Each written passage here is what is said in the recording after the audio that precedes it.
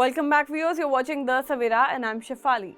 The Indian stock market opened on a positive note today, supported by buying interest in sectors like pharmaceuticals, automobiles, PSU banks and financial services, even as global cues remained mixed and COVID-19 worries resurfaced. By 9:35 a.m., the Sensex was up by 296.53 points or 0.37%. Trading at 81,482.97, while the Nifty gained 88.90 points or 0.36% to reach 24,772.80. The Nifty Bank Index rose by 98.55 points, that's 0.18% to 54,975.90. However, the broader market shows weakness, while the Nifty Mid-Cap 100 falling 154.10 points, that is 0.27% to 56,028.55, and the Nifty Small Cap 100 declining to 63.65 points, that's 0.36% to 17,419.35. Analysts noticed that Indian equities have seen sharp losses on Tuesday, that's yesterday, triggered by growing COVID-19 cases in parts of Southeast Asia such as Singapore and Hong Kong. Devendra Waki, head of prime research of HDFC Securities, said that technically the Nifty breaking below its 5-day EMA for the first time since May 8 indicates the start of profit booking.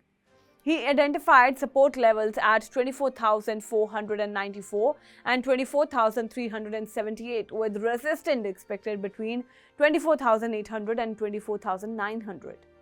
Walkley added that in the absence of strong global signals, the domestic market is likely to follow the trajectory set during the previous session. Now, among the top gainers in the Sensex were Sun Pharma, HDFC Bank, Tech Mahindra, TCS, Nestle India, Maruti Suzuki, ICICI Bank, Ultratech Cement and Hindustan Unilever. On the other hand, Kotak Mahindra Bank, IndusInd Bank, NTPC and Eternal were among the leading losers. Across Asia, markets in China, Hong Kong, Bangkok, Seoul and Jakarta were trading in the green, while Japan with the sole laggard in the red.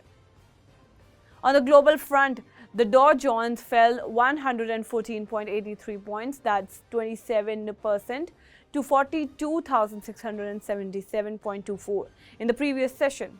The S&P 500 dropped 23.14 points, that's 0.39%, to 5,940.46. And the Nasdaq slid 72.75 points, that's 0.38%, to 19,142.71. Experts noted that increasing global risk and uncertainty are unexpected, influencing investor sentiment.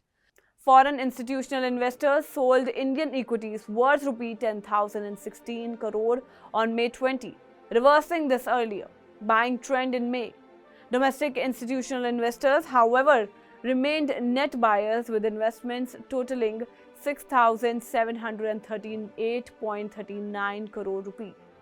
Analysts attributed to shift in FIA activity to combination of factors, including the recent downgrade of US sovereign debt, rising US and Japanese bond yields, renewed COVID cases in part of India, and reports of potential geopolitical tensions involving Israel and Iran. That's all for now on today's stock update. Stay tuned to The Savera, download the app and follow us on Facebook, Instagram, Twitter and YouTube.